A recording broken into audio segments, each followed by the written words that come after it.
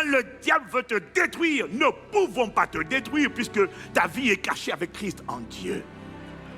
Qu'est-ce qu'il fait pour détruire les gens? Quand Satan veut démolir une personne, il va démolir sa fondation.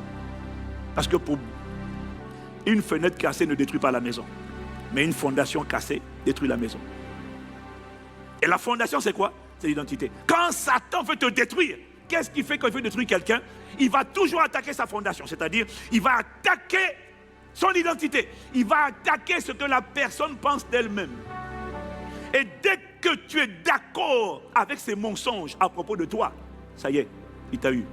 Dieu dit tu es saint, Dieu dit tu es capable, tu dis non je ne peux pas y arriver. Dieu dit tu es un, Dieu dit tu es la lumière du monde, toi tu dis ah non ma vie ça ne va pas. Dieu dit tu es capable, tu dis je suis incapable. Dieu dit tu peux, tu dis je ne peux pas. Bon c'est fini. C'est tout. Il fait de toi l'artisan de ta propre autodestruction. Donc tu dois être conscient lorsque tu as été racheté. Nous sommes maintenant enfants de Dieu. Enfant de Dieu, ça veut dire que tu es descendu de lui, c'est le même pédigré, les mêmes ingrédients. Aïe, aïe, aïe, quelqu'un me dit amen. Tel il est, tel je suis un roi. Si tu comprends que tu es un enfant de Dieu, tu ne peux pas être esclave d'un péché. Le fait que tu sois en lutte avec un péché ne signifie pas que tu n'es pas un enfant de Dieu. Ça signifie que tu n'as pas la conscience de cette partie de ton identité comme étant enfant de Dieu.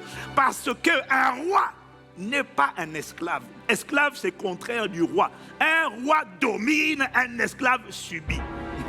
Que Dieu fasse de toi un dominateur du péché dans le nom de Jésus. Je n'ai pas entendu ton amen. L'Esprit m'a dit, mais quand tu es en train, esclave de la peur, esclave du rejet, esclave de la culpabilité, c'est parce que tu es enfant de Dieu, mais cette vérité n'a pas encore été téléchargée. Tu l'as écoutée, mais elle n'est pas greffée, gravée sur les tables de ton cœur, dans ton subconscient, dans ta conscience et dans ton inconscient. C'est pas que c'est pas vrai, non. C'est pas faux, c'est vrai, mais ce n'est pas assis en toi. Et dès lors que ce n'est pas assis en toi, prie Dieu tous les jours pour demander à Dieu la révélation de cet aspect de ton identité d'enfant de Dieu.